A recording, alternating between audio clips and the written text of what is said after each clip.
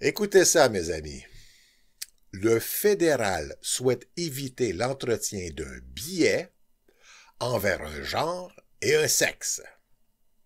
Ainsi, plutôt que d'utiliser les mots père ou mère, il faut opter pour le terme parent.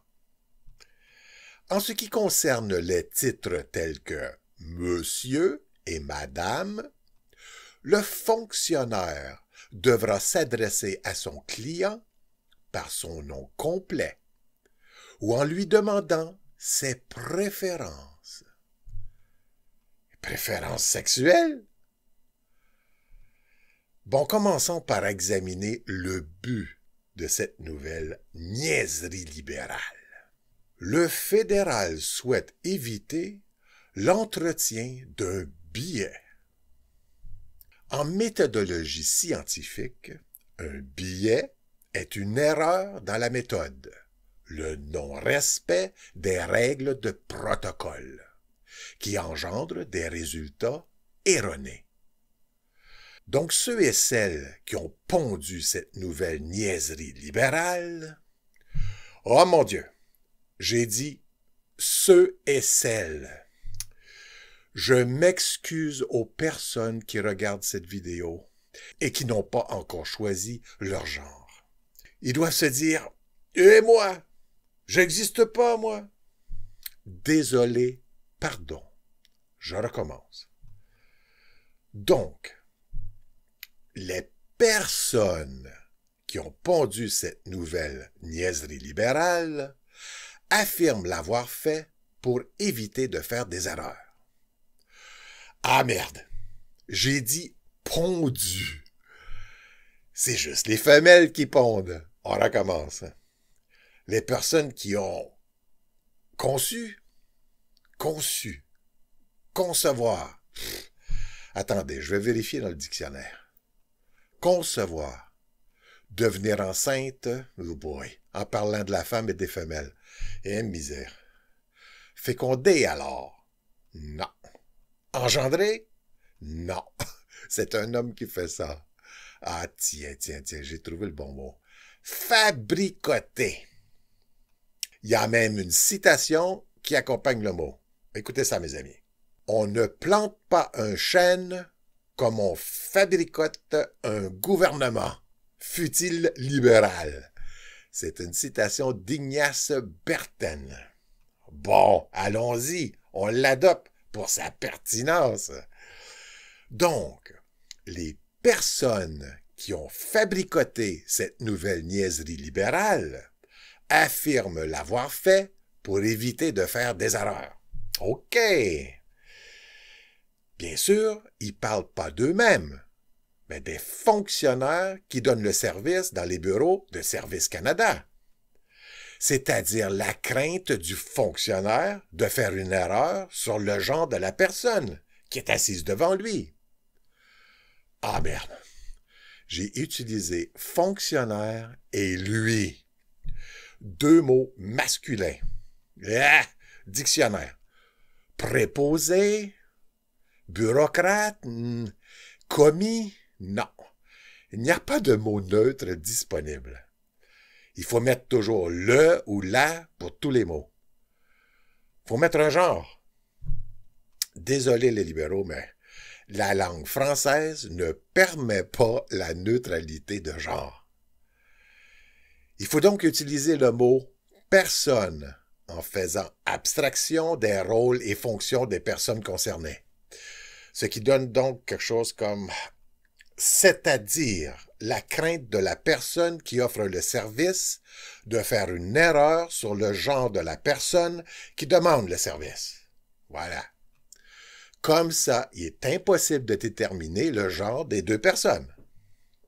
Par contre, il y aura beaucoup plus de risques d'erreur lorsque viendra le temps d'offrir le service à cette personne, car les documents n'auront pas précisé son genre.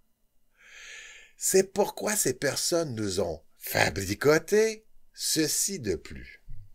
Écoutez. En ce qui concerne les titres tels que Monsieur et Madame, le fonctionnaire devra s'adresser à son client par son nom complet ou en lui demandant ses préférences sexuelles. Remarquez, mes amis, qu'ils utilisent eux-mêmes le masculin fonctionnaire et son client. Et leurs deux solutions sont A. S'adresser à son client par son nom complet. Par exemple, Georges Tremblay, quel service vous intéresse chez nous? Nous sommes heureux de vous avoir servi, Georges Tremblay. Autrement dit, s'adresser au client comme un robot. B. En lui demandant ses préférences. Bon, ce deuxième choix rend complètement caduque le but premier de ce fabricotage. Comment ne pas insulter une personne à laquelle on dit avoir besoin qu'elle nous précise son genre? À une femme qui a passé 1 heure le matin à se faire une beauté et qui porte fièrement sa robe toute neuve, ce fonctionnaire libéral va lui demander, en pleine face, « Vous êtes de quel genre exactement? » Est-ce que ce pauvre fonctionnaire va être protégé derrière des plexis renforcés pour poser la même question aux hommes? Puis ces débiles osent nommer ça solution pour éviter de faire des erreurs.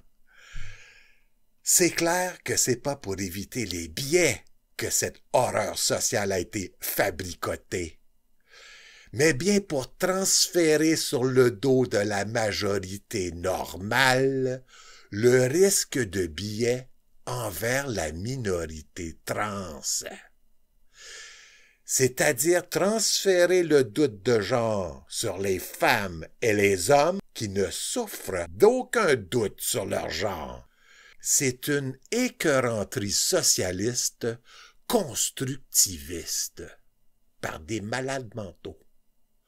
Justin Trudeau et Kathleen Wynne ont rempli la fonction publique de débiles endoctrinés, qu'on manquera pas de nettoyer, j'espère, en 2019.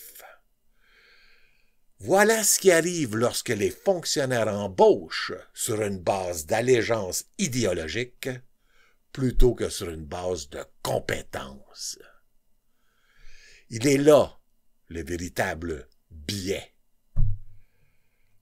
Avant de partir, si ce n'est pas déjà fait, cliquez le lien au-dessus de cette vidéo pour vous joindre à notre groupe pour une campagne de mobilisation afin de déposer une plainte collective contre le ministre libéral Carlos Letao à la Commission canadienne des droits de la personne pour discrimination et haine ainsi que négationnisme de l'origine ethnique de notre nation autochtone québécoise.